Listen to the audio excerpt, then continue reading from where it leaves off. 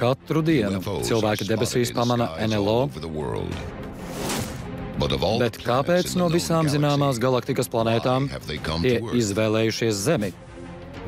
Ko citplanētiešiem vajag? Daudzi vēlas ticēt, ka viņu mērķi ir miermīlīgi, taču daži eksperti uzskata, ka svešo uzdevums ir daudz drūmāks. Uz Zemes ir daudz dabas resursu, tostarp ūdens un minerāli. Ja to dēļ eiropieši ieradās Amerikā, kādēļ, lai tie nepiesaistītu svešos? Vai citplanētieši grib sagrābt Zemes bagātības? Un cik tālu viņi ies? Mēģināsim kopā izmeklēt iespējamo svešo plānu, izlaupīt Zemes dabas resursus raidījumā Slepenās lietas citplanētieši. Globālā cīņa ir sākusies. Gadu desmitiem no sabiedrības slēptās lietas par tikšanos ar NLO tagad ir pieejamas publiski. Mēs atklāsim patiesību, ko slēpj šie slepenie dokumenti. Uzziniet, ko valdība vēlas slēpt no jums. Slepenās lietas citplanētieši, atklājot lielāko noslēpumus planētas Zeme.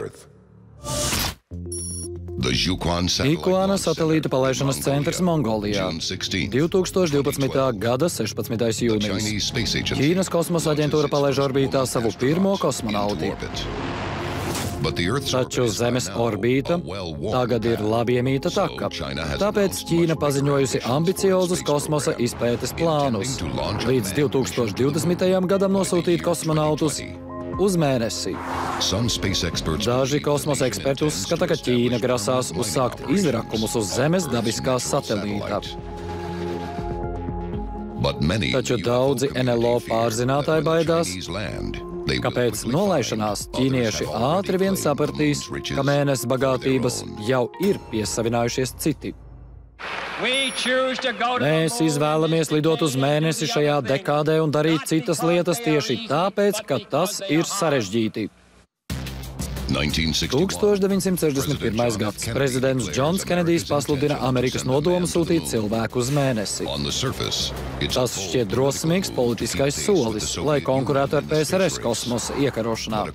Taču runā, kā aiz slēgtām durvīm, ASV klusībā sacentās ar citu pretinieku, kas bija daudz varenāks par komunistiem. Kopš 1950. gadiem ASV Nacionālās drošības eksperti zināja, ka uz Mēnesi ir citplanētiešu bāzes. Kosmosa sacīkstes mērķis bija nonākt uz Mēnesi un noskaidrot, kas tur atrodas un kādas tehnoloģiju iespējas eksistē. Bet kāpēc, lai citplanētieši izveidotu bāzi uz nelielas, nedzīvas planētas netālu no Zemes? Uz Mēnesi ir neaizsargātas minerālu bagātības, taču tā akmeņos un smiltīs atrodas viela, kas drīzumā var neatgriezeniski mainīt dzīvi uz Zemes. Hēlijs-3 ir milzīgas kodolreakcijas, saules degšanas blakus produkts. Neredzamā viela nonāk kosmosā, kur to mūsu planētas apkaimē izkaisa saules vēji. Zemes atmosfēra liedz tam sasniegt planētas virsmu, bet Mēnesim nav atmosfēras. Miljardiem gadu tā virsmu bombardē nepārtraukta Hēlija-3 straume. Daudzi zinātnieki uzskata, ka noslēpumaino vielu reiz varēs izmantot kodolreaktoros, lai ražotu neierobežotu daudzumu tīras enerģijas, ko nespēj mūsdienu reaktori. Tāpat valda uzskats, ka šie ar Hēliju-3 darbināmie reaktori palīdzēs mums sasniegt zvaigznes. Jājautā vien, vai citplanētieši jau ir pilnveidojuši šo kosmisko tehnoloģiju? Un ja ir, vai tas padara Mēnesi par labāko vietu svešo raktuvēm? Slepenā vieta - pazudušie Mēness ieraksti. Apollo 11 misiju, kas piepildīja Kenedija sapni, nofilmēja un pārraidīja visā pasaulē. Taču uz 2 minūtēm sakari pazuda. Nīla Armstronga komunikācijā ar Zemi ir pazudušas 2 minūtes, par kuru saturu ir daudz spekulāciju. Neoficiālās radiopāraidēs ir izplatītas ziņas, ka viņi redzējuši NLO virs krātera, kā arī dažādas būves uz Mēnesi.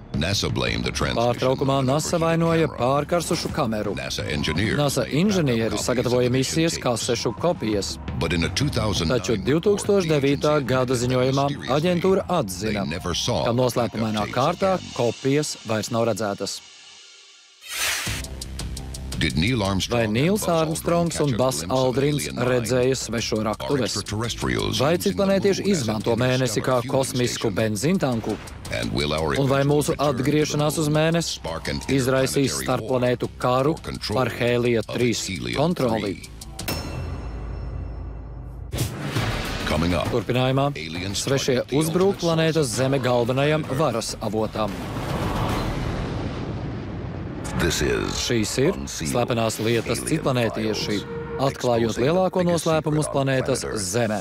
Jūs skatāties slepenās lietas citplanētieši. Daudzi eksperti baidās, ka svešie ir ieradušies izlaupīt Zemes dabas resursus.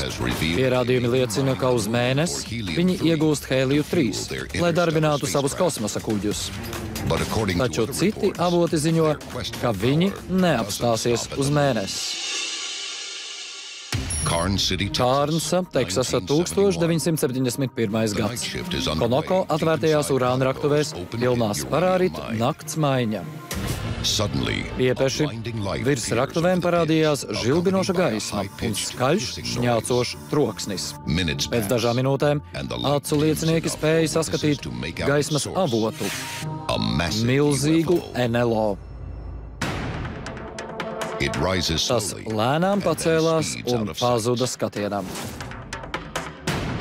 Sākumā 6 lieciniekiem neviens neticēja, taču drīz vien atklājās, ka viss urāns 75 metru radiusā ap notikuma vietu bija pārvērties baltā, krītainā vielā un zaudējis radioaktivitāti. Kāpēc Kārnsas NLO uzbruka urāna raktuvēm? Kā baltā gaisma neutralizēja urāna krājumu radioaktivitāti? Vai to absorbēja kā degvielu? Kārnsas incidents nav pirmā reize, kad svešie ir interesējušies par Zemes radioaktīvajiem materiāliem. 4 gadus iepriekš cits incidents notika Amerikas Nacionālās drošības epicentrā. Slepenā lieta - Malmstrēmas raķešu incidents. 1967. gads - Malmstrēmas gaisa spēku bāze Montanā. Šeit atrodas starpkontinentālo balistisko raķešu flote. Tās ir daļa no ASV kodolaizsardzības pret PSRS. Ieroči bija aktīvi un gatavi palaišanai jebkurā brīdī. Kapteinis Roberts Salas bija postenī 16. marta rītā. 2013. gadā viņš stāstīja par pieredzēto ASV kongresa pārstāvjiem.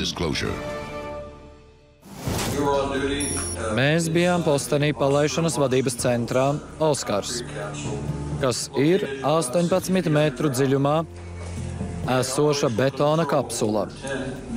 Mēs kontrolējām 10 kodola raķetes.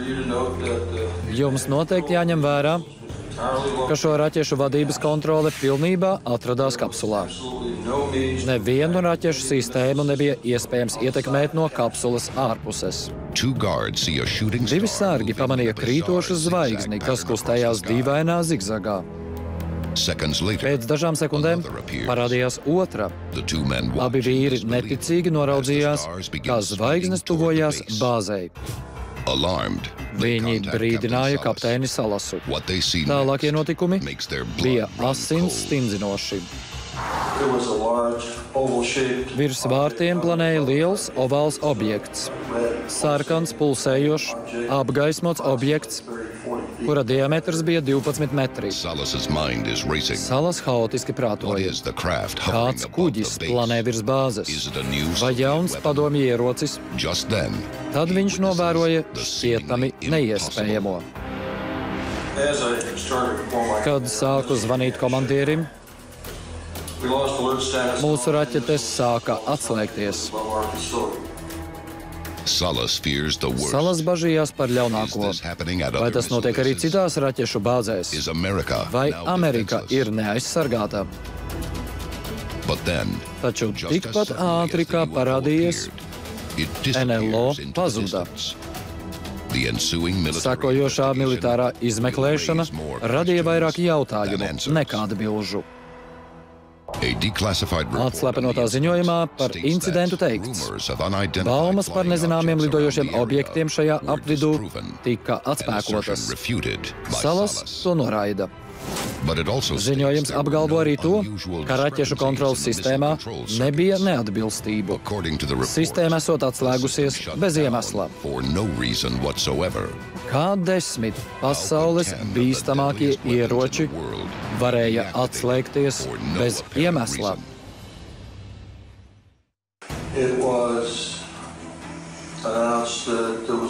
Galu galā to pasludināja par datora kļūmi. Mani tas ļoti satrauc, jo es tam neticu.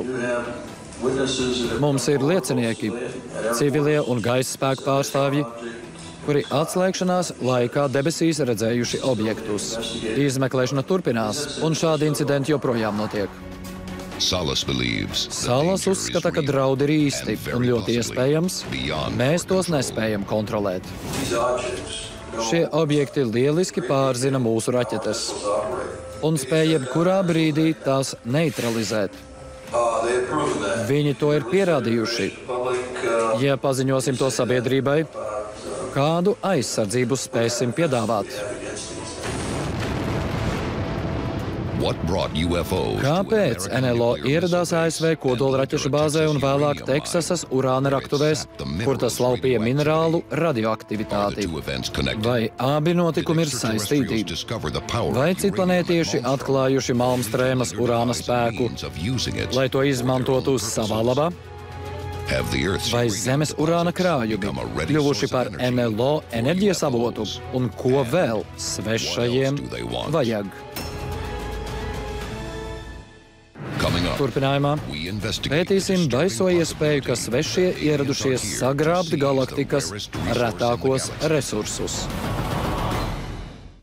Šīs ir slepenās lietas, citplanētieši, atklājot lielāko noslēpumu uz planētas Zeme. Jūs skatāties slepenās lietas, citplanētieši. Pierādījumi liecina, ka svešie varētu būt ieradušies sagrābt mūsu dabas resursus. Zeme ir bagāta ar skābekli un šķidro ūdeni, kas ir liels retums Saules sistēmā un zināmajā visumā. Taču uz Zemes atrodas kaut kas vēl retāks. Daudzi eksperti uzskata to par galaktikas dārgāko resursu. 1961. gads. Franks Dreiks ir radioastronoms, kurš meklē galaktikā inteliģentas civilizācijas signālus. Viņš radīja vienādojumu, lai aprēķinātu piena ceļa galaktikā esošo civilizāciju skaitu. Šis vienādojums ņem vērā 7 faktorus, tostarp zvaigžņu daudzumu, kurām ir planētas, planētu skaitu, uz kurām ir iespējama dzīvība, kā arī to, cik ilgi šāda civilizācija pastāv, pirms to iznīcina dabiski cēloņi, vai arī tā iznīcina pati sevi.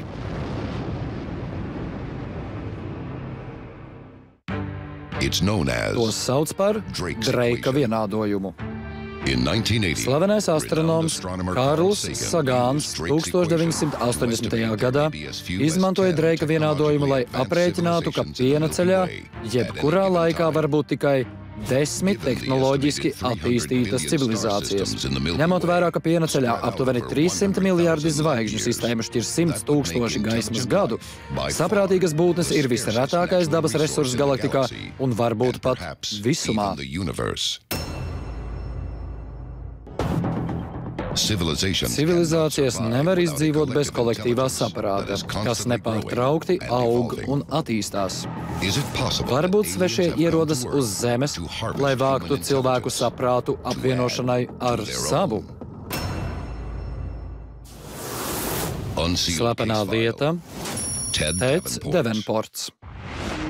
Alamogordo, Ņūmeksika, 1975. gads. 16 gadus vecais Teds Devenports viens pats dodas pārgājienā kalnos.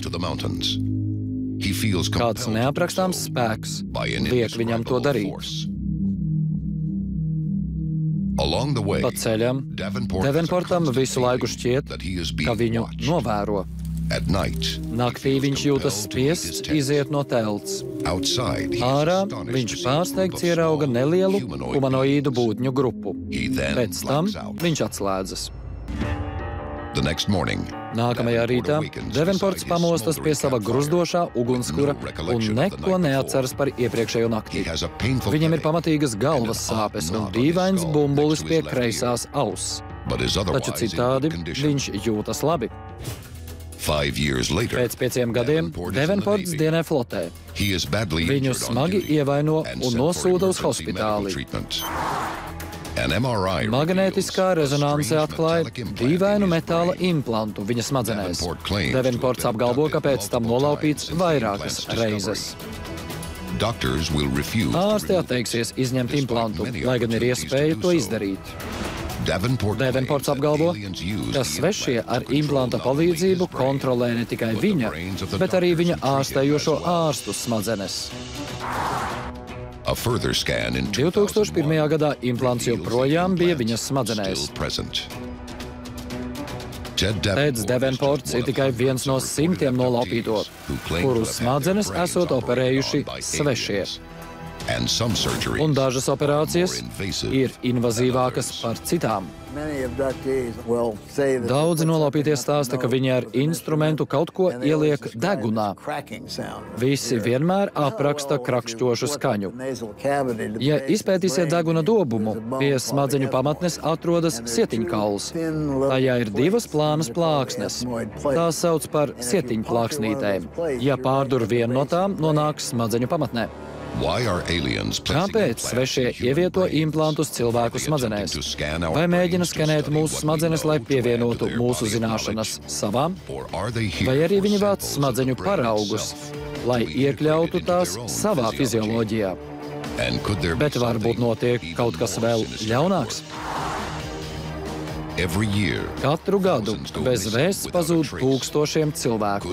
Varbūt daļu nolaupa citplanētieši. Un ja tā ir, kas ar viņiem notiek? Vai smadzenes tiek vāktas, lai glābtu svešo rasi? Vai Zeme ir intelekta ferma citas pasaules būtnēm? Turpinājumā pēdējais biedējošais atklājums, ka cilvēku vākšana notiek senāk nekā spējām iztēloties. Šīs ir slepenās lietas citplanētieši, atklājot lielāko noslēpumu uz planētas Zeme. Jūs skatāties slepenās lietas citplanētieši. Vai svešie vāc cilvēku intelektu? Un ja tā ir, cik ilgi tas jau notiek? Mēs ceļamies un krītam.